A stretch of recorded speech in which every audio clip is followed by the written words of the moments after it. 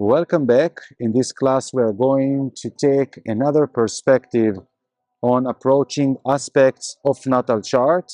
Indeed, we saw generally observation on examples of Bitcoin, of Serbia, of S&P. Now I want to focus more about the aspects as we are looking on a natal chart. And before jumping to conclusion by seeing who is the ruler of the ascendant and where the planet is located by the house, or even understanding or even just judging according to the exaltation or determination of a planet, we want to see just the aspects of what is happening inside of a chart. So this class is aspects in natal chart.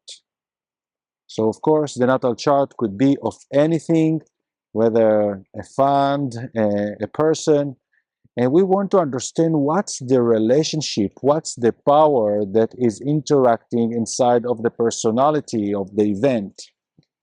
So we are still going to do it like manually to see example, or maybe we are going to see again from another eye the Bitcoin natal chart. And we want to find a relationship to very important placement. This is the AC and the MC that are natural, strong, important pivot points that the MC is related to the success and the power of a thing to interact with culmination, with success in simple words. And the AC is the impression and the opportunities that is opening, that is accessing the asset or the person to life. Let's take example of that way. Let's say that the AC is sitting in 8 degrees and Venus is sitting here in 8 degrees. If this is AC in Sagittarius, what usually will be the sign here? We are speaking Sagittarius, Capricorn. After Capricorn, Aquarius. The 4th house will be opened by Pisces. And after Pisces, we have Aries. So we are speaking about Venus in 8 degrees of Aries.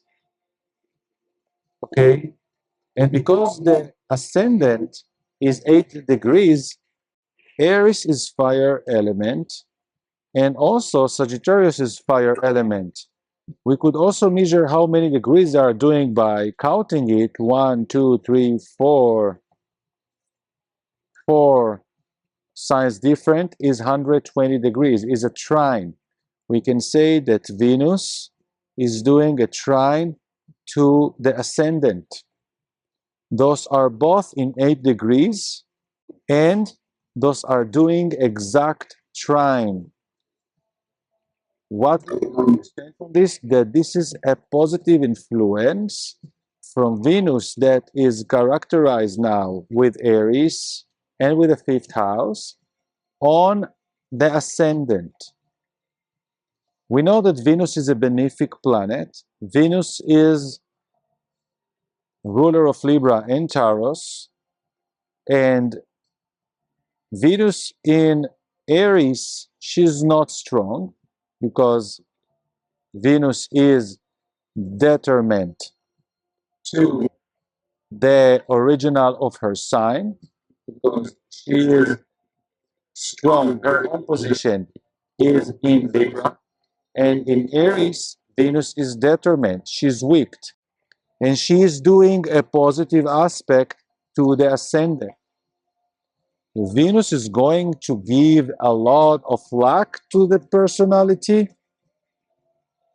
Yes, but it will take more courage, Venus will need to use the power of Aries, of initiating, of push things forward, and to create and to take the endeavors of investment in a way in order to bring value and beauty. It's not something that will happen alone. Of course, this is more things that we could add to this equation, but I want just to illustrate the other eye, how we are looking on and judging a situation and relationship in natal chart. Let's take another example, and we are taking the moon. And we are putting a moon in the 8th house. The 8th house will be opened by Cancer. So this is a moon in Cancer. Let's say that is in 8 degrees of Cancer. We want to describe what relationship the moon does with Venus and what relationship the moon does with the AC. So, because the moon is in Cancer, let's count. 1, 2, 3, 4, 5. This is a relationship of a quincunx. We haven't studied this. It's 150 degrees. Is between opposition and trine. So I don't want to give this example right now. Let's take the moon in Leo, and the moon will be here. So of course, Leo is fire element. And Leo is the natural ruler of the 5th house, even that is starting with Aries. So Leo is fire, the ascendant is fire, and the 5th house where Venus is located is fire. So let's describe the relationship of the moon with Venus. So we can put here, first of all, the moon is in 8 degrees of Leo. But we also can say and describe the relationship that the moon is trining Venus. Okay? We could add here also, as we will see legend, the moon in Leo, trining Venus in Aries. We also could describe that the moon is trining the AC.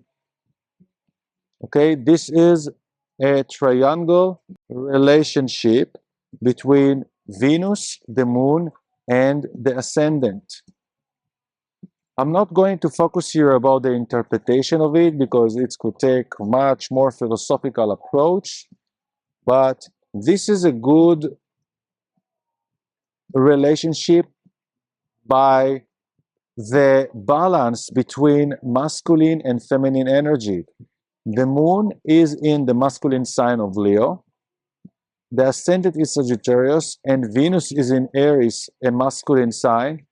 And the moon is feminine, and Venus is feminine. This is a beautiful triangle of support for the emotional balance.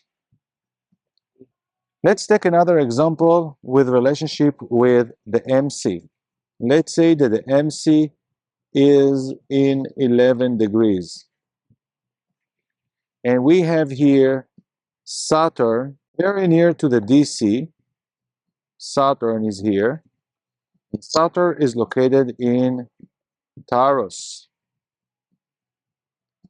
Okay, so we have Saturn in 12 degrees. Until 3 degrees orb, we consider them to be in the same degree. They are doing syntony. So Saturn is doing from Taurus to Virgo a trine with the MC. And if I'm putting here Neptune, if this is Taurus, this is Scorpio. All the 12th house is ruled by Scorpio now. So Neptune is in Scorpio, and let's say that is in 11 degrees. So we can say what relationship will be now between Saturn and Neptune. This is 180 degrees. This is opposition. So we can write that Saturn is opposing Neptune. We will find in a natal chart a lot of different aspects that are happening between the planets, to the houses, to the pivot points of MC or AC, and we could add to this our interpretation, what it means. We could just go now to Saturn, what it means that Saturn in Taurus, is it good? We know that the moon is exalted in Taurus. Uranus is falling in Taurus. Saturn in Taurus could be very stable, is earth element, is natural to his own nature. But because Saturn is sitting in the house that is ruled by Venus, but Venus is weak now because she is in Aries. You see how I'm starting to connect but and but who is ruling what? Venus, she's not very strong, doing a good aspect with the moon and the AC, sitting in the fifth house, and the ruler of Saturn. I would call sort of the situation a sort of a harmony or a balanced power between the planets. And also Saturn in the sixth house is feeling comfortable to him because it's reminding the archetype of Virgo that is usually the ruler of the sixth house. I know that it sounds very messy, but I want to throw here all the things on the mishmash of the soup, how we can add interpretation to appreciate the volume of a planet, and this is still just to get the archetype or the behavior of a person or the event or the nature. So Saturn is comfortable here, is relatively strong, but because Saturn is also doing a trine with MC, I see Saturn like very consistent, very hard worker. The person or the event will be very successful because Saturn that is ruling the MC area and the 10th house is doing harmony aspect with the top. On the same time is opposing Neptune. So the person will be very realist and very constant and very firm with the way that is doing things. Is always to fight the things that are unreal, the Neptune. This is a very successful chart by this example. I don't want to add here more information because it's going to be more messy even. And just for the illustration, I can go and add here Jupiter that is in 10 degrees, and 10, 11, 12 are all corresponding. And we are going to see that Jupiter is opposing the MC. Jupiter is opposing the MC. And we could also add now Jupiter doing a sextile with Saturn. Jupiter is doing a sextile with Saturn because you see it's 60 degrees here. Those are two signs different. Anyhow, the aspects as I'm writing here are going to appear to us in the chart itself. We don't need even to measure it, but we can capture it and to train ourselves by looking on the things by our eye and also contemplating about the power of the planet, because the software won't give to us. It just will put to us all the data, what is existing right now, what relationship the chart is doing. Let's take example now of the S&P